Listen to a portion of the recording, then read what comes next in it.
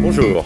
La dernière fois que vous êtes venu à l'heure de vérité, Monsieur de Villiers, c'était le 22 mai, on se demandait si vous parviendriez à franchir le cap fatidique des 5% de voix aux élections européennes. Vous avez dépassé les 12% et votre score a été l'événement politique majeur du seul scrutin national que nous ayons connu en 1994. La question qui se pose aujourd'hui à 6 mois de l'élection présidentielle est la suivante.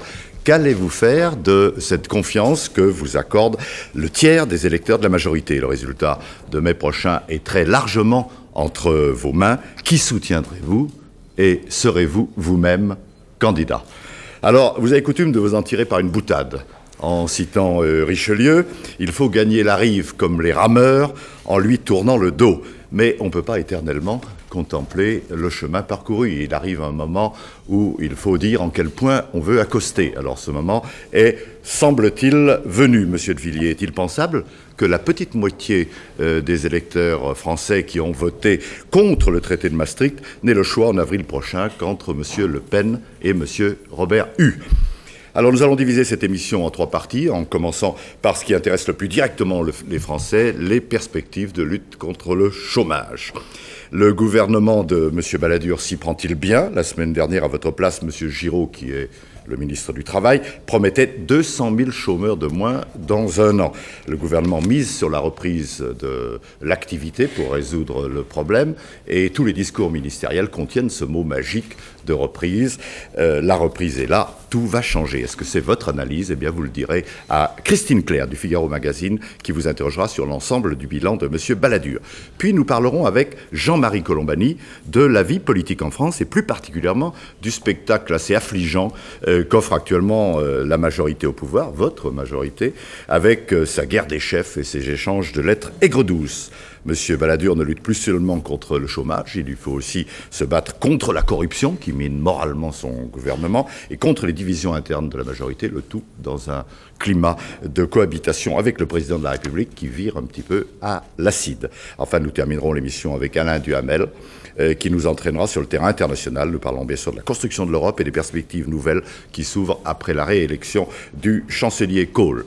L'Europe, les risques de dissolution de notre souveraineté nationale, les ravages du libre-échange, ce sont là des thèmes sur lesquels vous vous démarquez du reste de la majorité, mais faites-vous encore vraiment partie de la majorité? On va voir ça avec Christine Clair qui va vous parler du bilan du gouvernement, avec laquelle vous allez parler, vous, du bilan du gouvernement. Christine Clair. Bonjour, Monsieur de Villiers. Bonjour, ces notes que j'ai ici, c'est un florilège de vos déclarations, de vos méchancetés contre vos amis de la droite. Ça va de Léotard, à qui j'ai prêté un livre, ne l'a toujours pas colorié, jusqu'à Nous vivons un juin 40 mental avec Monsieur Balladur, en passant par Je quitte ce parti d'incarcérés et d'incarcérables. Alors ma question est celle-ci, est-ce que vous appartenez toujours à cette majorité au nom de laquelle vous êtes fait élire sur la liste européenne? Vous savez, Christine Clair, les gens qui ont le sens de la formule, comme c'est votre cas, en tant que journaliste, on leur en prête beaucoup. Si j'avais... Ce sont des notes que j'ai prises. Si j'avais on parle de vous aujourd'hui. Si j'avais le florilège de toutes vos méchancetés sur les sommes politiques, je serais un amateur par rapport à une professionnelle. Non, je réponds à votre question. Moi, je suis dans la majorité, bien évidemment. La majorité, elle a été élue en mars 1993. Je l'ai fait gagner, j'ai contribué à la faire gagner. Et s'il y a eu une aussi grande victoire, c'est parce qu'il y a des gens qui se sont battus pour que le discrédit moral qui frappait les socialistes soit pris en compte par les électeurs. Et le 12 juin dernier, que s'est-il passé? Il y avait 2 listes en présence dans la majorité.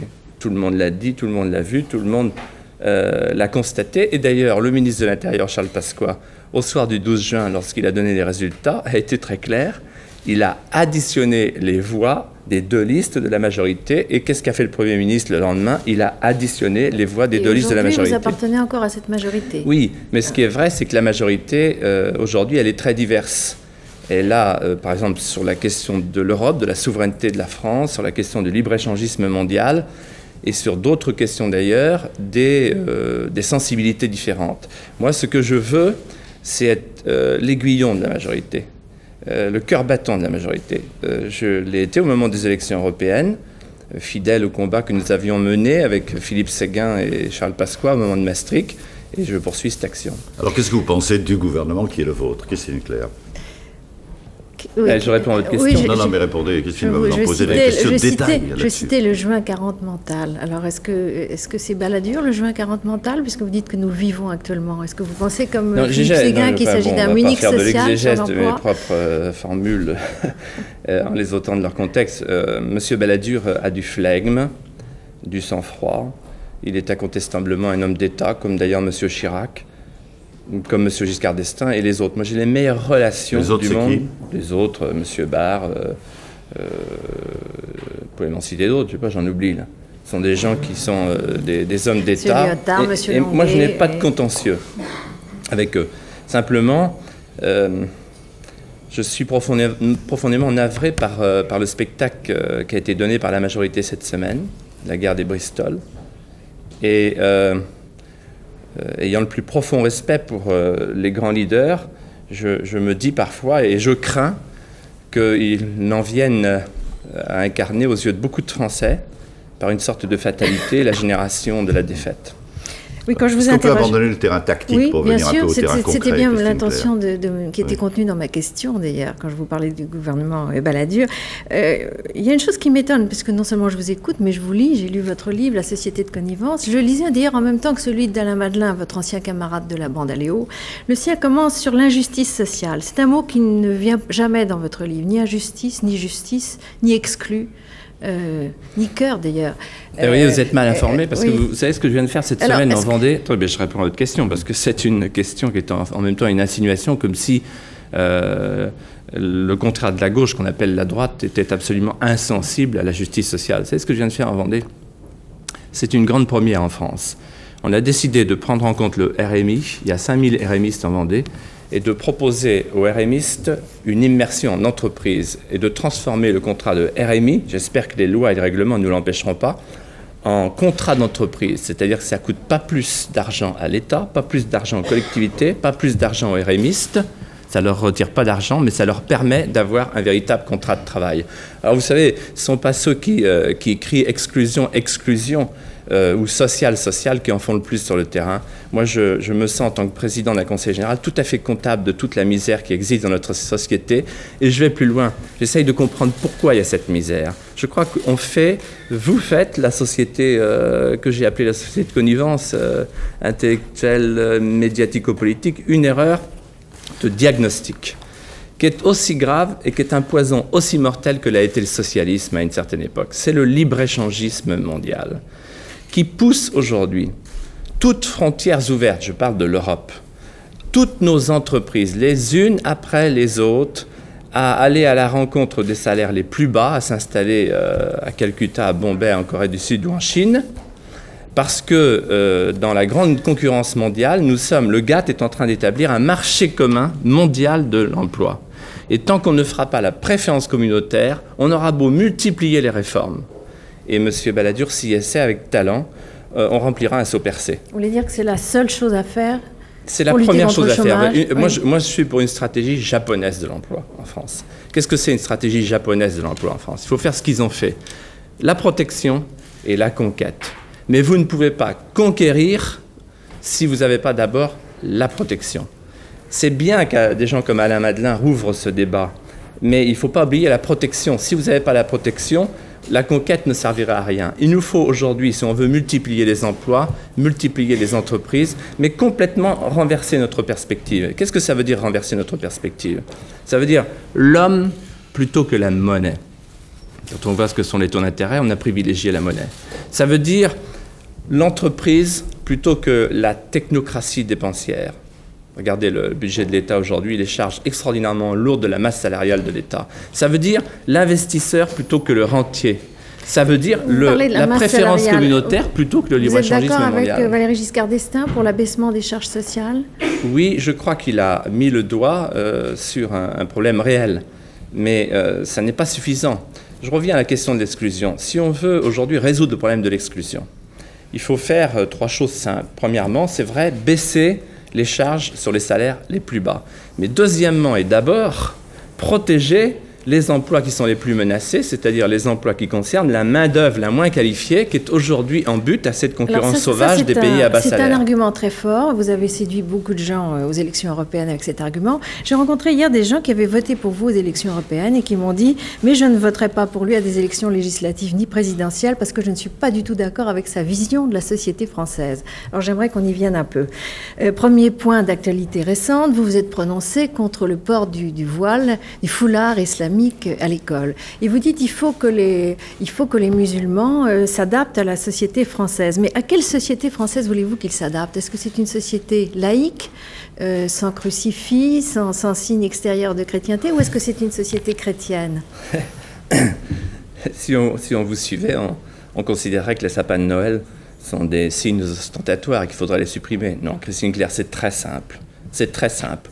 Je pense comme Charles Pasqua, comme il l'a dit récemment, il y a quelques heures, et comme François Bayrou, dans sa circulaire, qui est excellente, encore qu'il ait pu désigner plus directement le voile islamique, puisque c'est de lui qu'il s'agit, que s'il doit y avoir un islam en France, 4 millions de musulmans, cet islam doit respecter nos modes de vie, nos coutumes, notre tradition, y compris notre tradition judéo-chrétienne, dont je ne rougis pas, qui fait partie du principe de la laïcité. Rendez à César ce qui est à César et à Dieu ce qui est à Dieu. C'est là la source du principe de laïcité. Qu'est-ce que ça veut dire la laïcité? C'est pas le laïcisme. La laïcité, ça ne veut pas dire qu'on va interdire toute religion en France, que pour un catholique, un chrétien, un juif ou un musulman. Ce serait une société totalitaire. Ni les signes extérieurs. La laïcité, ça veut dire la neutralité, ça veut dire la conciliation nécessaire et qui n'est pas facile entre la pratique de la foi et le nécessaire respect de nos institutions et de nos valeurs. Ça veut dire qu'on refuse une société multiculturelle en France. Alors, vous êtes tout de même Est-ce qu'il faut accepter la création d'écoles musulmanes si elles respectaient, par exemple, tous les critères qui sont les critères des contrats d'association avec l'État? Dans la mesure où vous êtes pour la liberté totale de création des écoles, de gestion des écoles, vous prêchez la liberté. À la condition, comme pour les mosquées, regardez ce qui s'est passé avec la mosquée de Lyon, à la condition qu'il n'y ait pas de financement d'État étranger, ce qui est le cas actuellement. La mosquée de Lyon a été financée par l'Arabie Saoudite. Ça me paraît grave. À la condition que les responsables, en l'occurrence les imams, l'imam de la mosquée de Lyon, il est algérien, l'imam de la mosquée de Paris, sauf erreur de ma part, il est algérien. Ça n'est pas normal. Moi, je ne l'accepte pas. L'islam de France, s'il doit y avoir un islam de France, et moi je respecte beaucoup les musulmans et j'ai beaucoup d'amis musulmans, il ne faut pas confondre les musulmans et les islamistes, eh bien doit accepter ce que nous sommes, ce qu'est notre histoire, ce qu'est notre patrimoine spirituel, moral, culturel. C'est aussi simple que ça, je ne vois pas pourquoi ça vous étonne. Voilà ma position, je crois que c'est la position du bon sens. Alors, autre question, vous vous définissez parfois comme un charbonnier du pape. La citation n'est pas fausse cette fois. Le pape continue à lutter non seulement contre l'avortement, mais contre la contraception. Alors vous qui êtes favorable, je crois, au rétablissement de la peine de mort, est-ce que vous êtes toujours contre l'avortement et contre la contraception? Ouais, je m'attendais à ce genre de salmigondis. Oui, répondez. Parce que à chaque fois que je viens à l'heure de vérité, là, c'était M. Levaille qui tenait le rôle de Christine Claire la dernière fois. Vous voyez qu'on a changé. L'amalgame. Prenons question par question. C'est une question de choix personnel. Il y a des gens qui pratiquent une religion en France, d'autres qui ont plus de recul et de scepticisme. Nous sommes la France. Moi, je n'impose pas mes choix personnels, même si j'ai de l'admiration pour le pape, pour Jean-Paul II. Et je voudrais simplement vous dire que le principe de la tolérance, c'est ce qui permet d'accepter qu'on puisse vivre tous ensemble. Alors, dans les questions que vous avez posées, il y a des questions de choix personnels. Par exemple, ici, sur ce plateau de l'Ordre de Vérité, si vous interrogiez les gens qui sont là, sur la question de la peine de mort, par exemple, il y en a qui ne sont pas d'accord. Moi, le juge Jean-Pierre, qui est un ami très proche de moi, sur la question de la peine de mort, on en a parlé cette semaine, il n'est pas d'accord avec moi. Moi, je considère que... C'est votre colistier aussi, il faut rappeler. Pour moi, ce n'est pas une religion, la question de la peine de mort. C'est simplement, il faut au sommet de l'échelle des peines, une peine symbolique qui soit juste et dissuasive.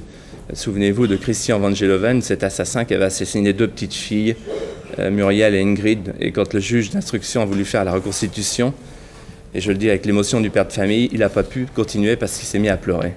Et je trouve qu'aujourd'hui, la société n'est plus protégée Alors, peine de mort ou pas peine de mort, c'est pas le problème. Le problème, c'est qu'il faut que les Français aient le sentiment que l'État les protège. C'est tout.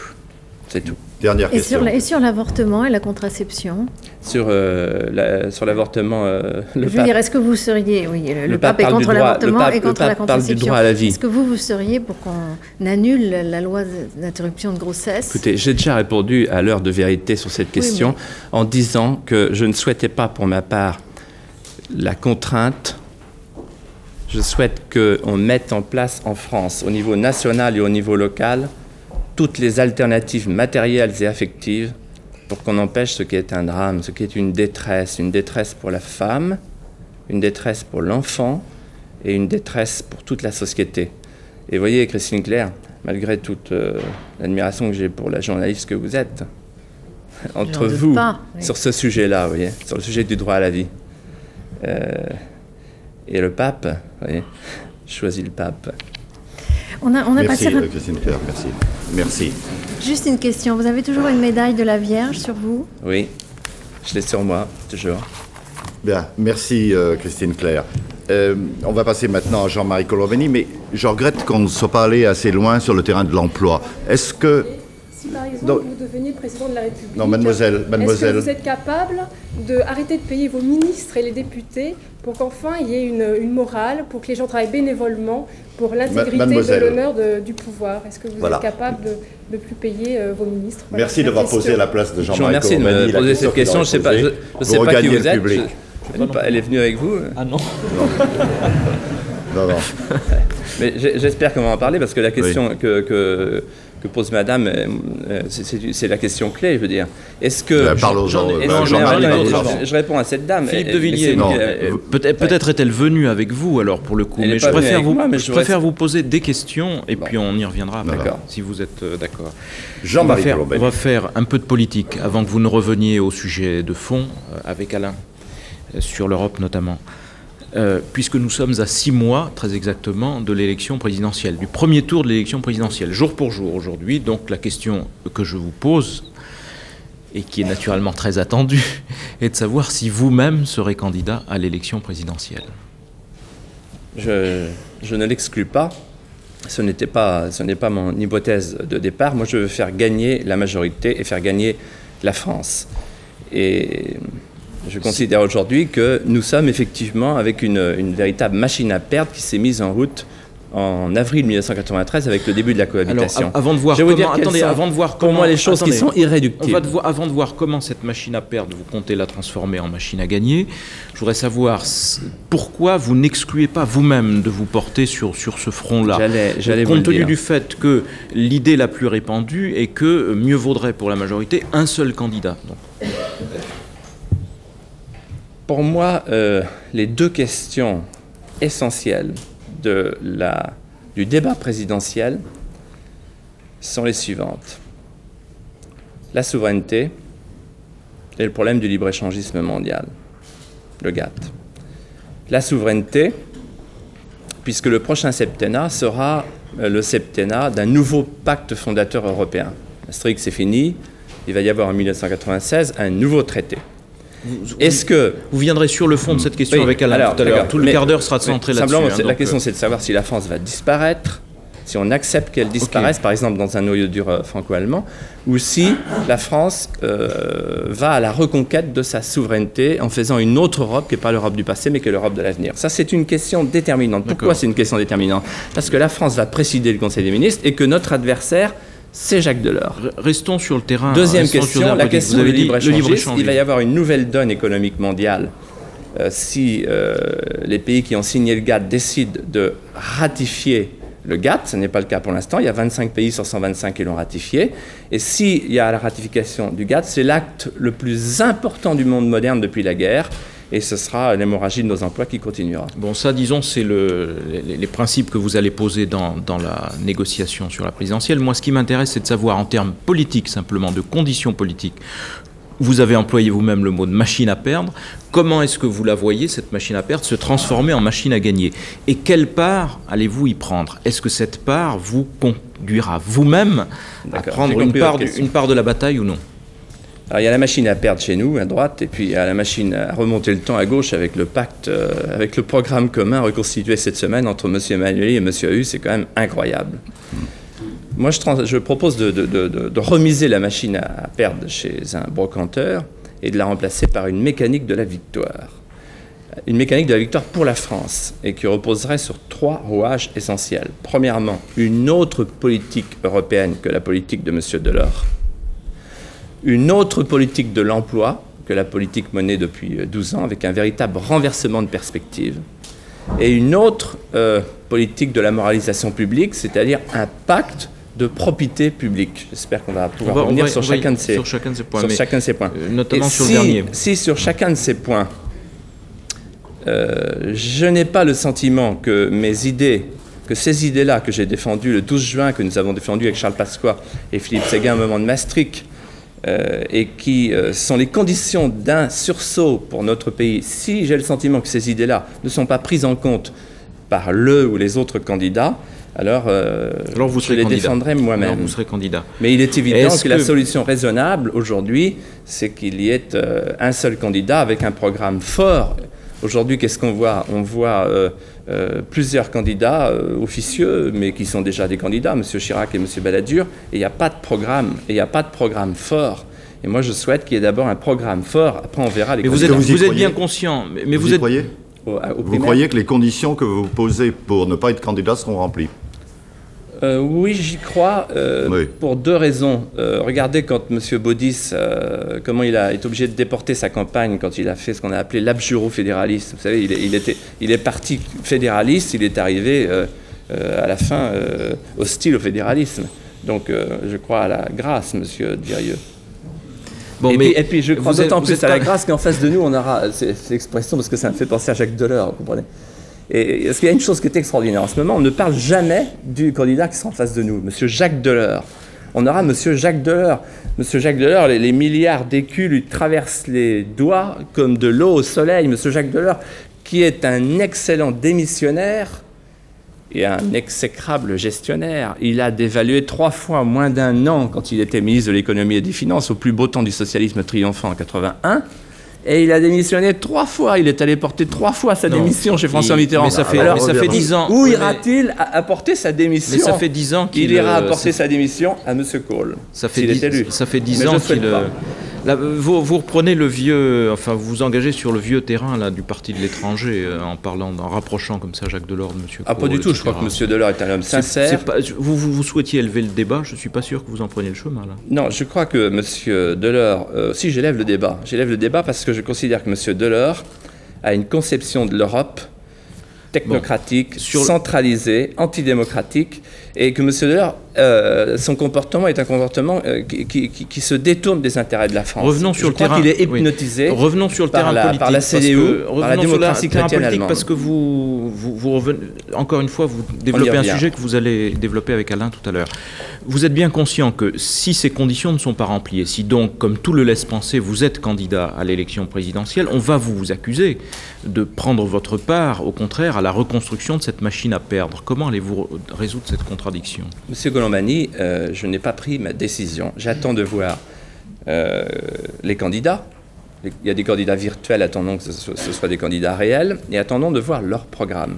Je ne désespère pas que leur programme soit fondé sur le sursaut du bon sens, sur les questions que j'aborde et qui sont les questions de l'emploi.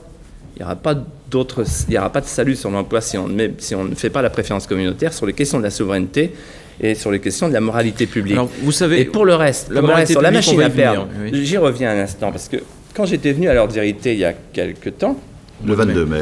Oui, mais avant j'étais venu, on avait parlé de la cohabitation. Et je me souviens très souvent. Je me souviens que M. Duhamel m'avait dit, d'ailleurs, justement, il m'a dit, vous êtes tout seul à vous battre contre la cohabitation. Alors comment pouvez-vous avoir raison tout seul, sous-entendu? Oui, on était quelques-uns avec Alain Griotret, avec quelques parlementaires qui sont ici ce matin à dire, attention, cohabitation casse-cou. Pourquoi? Parce que la cohabitation, ce sera une période d'attentisme pré-présidentiel et ce sera une période de connivence pour la politique extérieure et la politique européenne. On est dedans. Alors la machine à perdre, il ne faut pas nous en parler, il ne faut pas m'en parler à moi, il faut en parler à ceux qui, stratégiquement, ont commis à ce moment-là une erreur qui peut nous être fatale. Il faut aller vite là parce que. Et vous savez, tiens, j'aperçois mon ami Jean Montaldo. Oui, mais vous n'allez pas citer tout Jean Montaldo, il peut vous parler de lui, pas de Jacques Delors, mais de François Mitterrand. Et Jean Montaldo m'avait dit, il y a un proverbe africain qui est le suivant pour la cohabitation. Ne fais jamais ta litière, ne fais jamais ton lit dans la litière du lion, il te mangera. Bon, le temps passe là, on ne va pas avoir le temps de tout aborder. Vous savez que ce qu'on dit généralement de l'élection présidentielle, c'est qu'elle se gagne au centre. Vous n'êtes pas d'accord avec ce point de vue. Alors j'aimerais savoir pourquoi. Si elle ne se gagne pas au centre, est-ce qu'elle se gagne à droite? Et si elle se gagne à droite, est-ce qu'elle se gagne avec les électeurs de Jean-Marie Le Pen? Et de ce point de vue-là, j'aimerais savoir quelles sont vos relations avec les valeurs que défend Jean-Marie Le Pen. Monsieur Colombani, je vous remercie de me poser cette question qui va me permettre une fois pour toutes de bien mettre les choses au clair. Je suis dans la majorité. Je me bats pour la majorité. Monsieur Le Pen est à l'extérieur de la majorité, il se bat contre la majorité. Je ne me situe pas par rapport aux idées de Monsieur Le Pen sur la France, sur Maastricht, sur le combat contre la corruption, sur le GATT, sur le combat pour les valeurs. Je ne me situe pas par rapport à Monsieur Jean-Marie Le Pen. Et je regrette qu'il y ait actuellement dans une certaine presse, dont votre journal, Le Monde, il y a 3 jours, sous votre plume, dans le journal régional Ouest-France hier, des amalgames qui me paraissent inexacts, tout à fait infondés. Il suffit de regarder les sondages sortis des urnes du 12 juin pour voir que les gens qui ont voté pour moi, c'est l'électorat de la majorité. Et je regrette que ça soit une manière détournée, vous voyez, M. Colombani, pour dire au fond, Philippe de Villiers, c'est l'extrême droite. M. Colombani, je vais vous dire quelque chose en me regardant bien dans les yeux, avec tout mon cœur et avec beaucoup de sérénité. Tout mon patrimoine familial, moral, personnel, tout ce que j'ai reçu en héritage et tout ce que je transmets à mes enfants. Fils d'un combattant volontaire de la résistance, avec mes amis qui sont ici, comme Alain Griotret, qui a été un des premiers héros de la résistance, la génération d'Estienne d'Or. Tout se révolte en moi contre les sentiments de racisme, d'antisémitisme, tout, et de xénophobie, tout. Vous ne trouverez jamais chez moi un mot qui puisse rappeler ces sentiments abjects. Bien. Alors, j'en ai marre, M. Colombani, et je le dis aux téléspectateurs, j'en ai marre de cette assimilation, de cette déformation, de cette désinformation, de cette diabolisation. La presse aujourd'hui est tellement loin du forum des idées, tellement réductrice. La classe politique elle-même a tellement tendance à mettre les gens en catégories qui sont des caricatures que je souhaiterais qu'on élève vraiment le débat et qu'on regarde quelles sont les valeurs aujourd'hui, qui sont les valeurs de survie de la France et qui sont des valeurs transversales. Moi, je me suis retrouvé dans ce combat avec des gens comme Thierry Jean-Pierre, qui est d'une sensibilité de gauche, avec d'autres gens ici comme Antoine Gaudinot qui ont une sensibilité de gauche. Et nous considérons aujourd'hui que par-delà nos désaccords sur des valeurs qui sont essentielles, il y a d'autres valeurs essentielles et qui sont des valeurs transversales et qui sont les valeurs de la survie. La gauche, la droite, on en a marre. La valeur de probité, c'est de droite, c'est de gauche. La valeur de souveraineté, c'est de droite, c'est de gauche. Le combat sur le libre-échangisme mondial. Par exemple, moi je suis contre les centrales nucléaires. Est-ce que je suis pour ça écologiste de gauche ? Qu'est-ce que ça veut dire tout ça? Ça n'a plus aucun sens. Regardons la France de l'an 2000, pas la France des années 60. Mais vous savez, comme toujours, on vous jugera aux actes et aux comportements. Juste un mot encore, on vous prête, plus qu'aux déclarations, on vous prête l'intention d'élargir votre mouvement, de créer un nouveau mouvement politique. Alors je voudrais savoir à quoi ça va ressembler, à quoi ça va servir et qui va le payer, qui va le financer, puisque on va parler ensuite du financement de la vie publique. Brièvement. Alors, premièrement, je commence par la dernière question. Il sera financé par les cotisations et les dons dans le cadre des lois de 88 et 90. C'est utile de vous rappeler comment, très précisément, pour une personne physique, un don ne peut pas aller au-delà de 50 000 francs et pour une personne morale, 500 000 francs. Il faut savoir que le budget de combat pour les valeurs, le mouvement combat pour les valeurs que j'ai créé en 1991, c'est un budget annuel qui est très inférieur à 3 millions de francs. Très inférieur à 3 millions de francs. À quoi servira-t-il ce mouvement, qui s'appellera le Mouvement pour la France? Eh bien, il servira à faire gagner la majorité. Il sera une des composantes, j'en ai parlé avec Jacques Chirac, avec Édouard Balladur, avec Valéry Giscard d'Estaing, une des composantes essentielles, avec l'UDF et l'RPR, de la future majorité présidentielle. Il sera un stimulant, il sera un cœur battant, et il proposera tout simplement Premièrement, de ne pas laisser nos adversaires tranquilles, parce qu'encore une fois, actuellement, la majorité ne se préoccupe pas du tout de nos adversaires. On n'en parle pas. C'est quand même incroyable, on parle de corruption, mais tapis quoi encore, et peut-être ce soir sur TF1, il va nous faire une leçon d'éthique. Et deuxièmement, nous, ce qu'on propose, c'est simple, sortir la France du socialisme et apporter aux Français les grandes libertés. La liberté d'aller et venir, qui n'est plus garantie aujourd'hui en France, la liberté de la France, la liberté des familles, la liberté de l'école, la liberté des créateurs, en faisant baisser les prélèvements obligatoires. Voilà ce qu'est notre programme. Voilà ce que sera notre programme. Malheureusement, le temps est compté. Je voulais juste vous poser une dernière question. Dans votre entourage et dans votre dispositif, il y a un homme de poids qui est Jimmy Goldsmith. Est-ce que vous n'êtes pas gêné par le fait que la fortune de Jimmy Goldsmith doit une part à la spéculation, que sa fortune a été transférée d'Europe vers les pays les plus lointains et que d'une certaine façon, pour bâtir et perpétuer sa fortune, il est allé, comme vous le disiez tout à l'heure, à la rencontre des salaires les plus bas. Est-ce que malgré tout, ça ne vous gêne pas ? Ou alors est-ce qu'il vous apporte des avantages qui vont au-delà de tout ça ? Monsieur Colombani, est-ce que ça vous gêne d'insulter les gens ? Non, je n'insulte pas. Je pose une vraie question. Non, je pose une vraie question. Écoutez, non. Vous venez de dire des choses qui sont fausses. Non, répondez là-dessus. Non, mais monsieur Colombani, vous venez de dire, pardonnez-moi, je sais que c'est pas comme ça qu'on parle aux journalistes, aux hommes politiques, disent oh là là, monsieur Colombani. Mais c'est peut-être pas comme ça qu'on parle aussi aux hommes politiques. Vous venez de dire quelque chose qui est scandaleux. Je veux dire, mais vous n'avez pas le droit de dire une chose comme ça. Monsieur Jimmy Goldsmith, c'est vrai, il est riche, il a fait fortune. En France, il faut s'en excuser. Il a fait fortune comme un grand chef d'entreprise. Je parle de sa fortune aujourd'hui qui est ailleurs, qui est hors d'Europe. Il a créé plus de 60 000 emplois. Et quand il a pris sa retraite de ses entreprises en 1987, il ne doit rien à l'État, lui, ni à personne. Il a décidé de mener un autre combat que le combat des idées, en créant la fondation Goldsmith pour l'environnement. Il se bat en mettant son argent, sa fortune à la disposition des grandes causes qu'il défend, et notamment la cause de la lutte contre le libre-échangisme mondial. C'est à quoi il a passé son été, Jimmy Goldsmith. Il pourrait très bien être en retraite tranquillement, avec tout l'argent qu'il a, il pourrait le faire. Il était aux États-Unis pour convaincre les sénateurs du Congrès américain pour repousser la ratification du GATT. Vous ne m'avez pas répondu sur le fond. Donc, Monsieur Jimmy Goldsmith, qui était numéro 2 sur ma liste, est un homme d'honneur, un homme d'idées, un précurseur. Avec Maurice Allais, il a été le premier grand chef d'entreprise à poser le problème de libre-échangisme mondial. Merci Jean-Marie Colombani. On n'ira pas plus loin sur cette question-là, car Monsieur Goldsmith n'est pas là aujourd'hui. Monsieur, vous savez où il est, Monsieur Goldsmith? Il est à la BBC à faire la même émission que nous. En anglais, voilà. Pour faire prendre conscience aux Anglais du problème de libre-échangisme mondial et de la nécessité de ne pas signer le GATT. Bonjour Monsieur de Villiers. Bonjour Monsieur Duhamel. En français.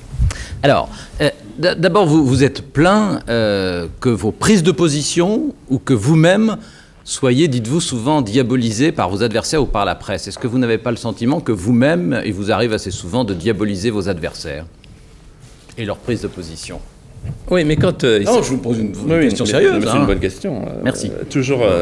Merci, on continue. Toujours courtoise. Absolument, on continue. Mais vous n'avez pas le sentiment, parfois, vous le matin sur Europe 1, de m'égratigner un peu plus qu'il n'en faut, non? Oh, qu'il n'en faut sûrement pas, puisque c'est ce que je fais, mais pas plus que les autres. Pas plus que les autres, rassurez-vous. Ne tombez pas dans le piège. Pas plus que les autres. Quand vous parlez de purificateur du bocage, etc. Non. Non, c'est pas vous, ça. Non, c'est pas moi, ça. Non. Ça doit être Christine O'Krent. Non. Bon, alors. Ça vous ressemble. Alors. Mais vous le faites avec talent, donc moi je pardonne tout au talent. Non, mais pas d'astuce de séance, vous répondez. D'abord, est-ce qu'il vous arrive de diaboliser vos adversaires? Sincèrement. Diaboliser, c'est peut-être prise de position. C'est peut-être pas le mot qui convient par rapport aux critiques que me faisait Christine Claire tout à l'heure. Non, c'est ma question, pas celle de Christine Claire. Mais ce que vous avez dit de Monsieur Delors tout à l'heure, par exemple. C'est vrai que j'essaye de pas me tromper d'adversaire, depuis que je suis dans le combat politique. Moi, les combats dans lesquels je me suis lancé, regardez, la corruption. Première fois que je suis venu parler de la corruption à la télévision, avec l'inspecteur Gonino, c'était avec vous m'aviez même dit à ce moment-là, vous ne trouvez pas que le mot est trop fort, la corruption? 1990.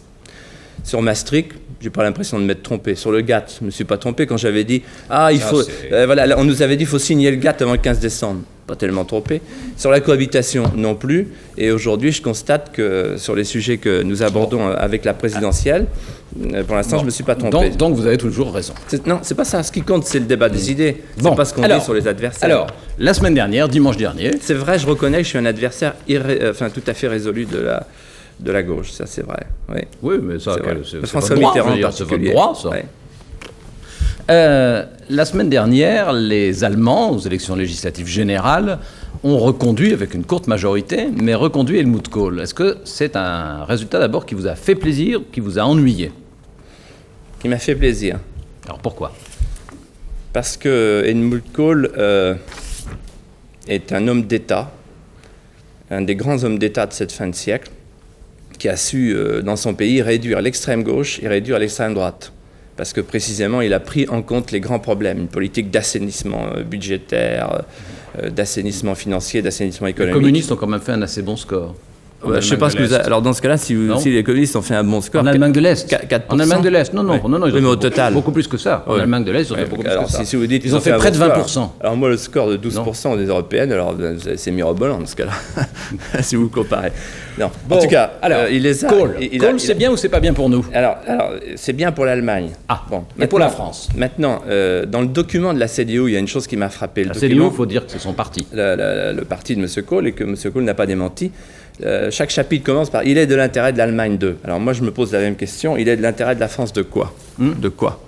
Eh bien, moi, je dis que ce que nous propose aujourd'hui l'Allemagne, il ne faut pas l'accepter. Alors, pour nos auditeurs, il faut peut-être rappeler que l'idée force, celle qui a suscité le plus grand débat dans le document des chrétiens démocrates, celle qui a suscité le plus grand débat, c'est leur idée d'un noyau dur qui serait composé, disent-ils, de la France, de l'Allemagne, du Benelux, et de ceux qui pourraient ensuite s'y rallier et qui essaieraient de faire avancer les politiques communes européennes là où c'est possible. Voilà. Alors, votre réaction? Alors, moi, je suis très attaché à l'amitié franco-allemande, mais je ne voudrais pas qu'elle soit finalement mise à mal par une Europe qui serait déséquilibrée. Alors, pourquoi je suis contre ce projet? D'abord parce que la France, elle, sa position géographique et historique, c'est pas la même. La France ne doit pas oublier qu'elle est aussi une puissance méditerranéenne, qu'elle est une puissance atlantique attirée par le grand large, et que ce qui se passe aujourd'hui en Pologne, en Russie, la regarde. Elle a des liens là-bas.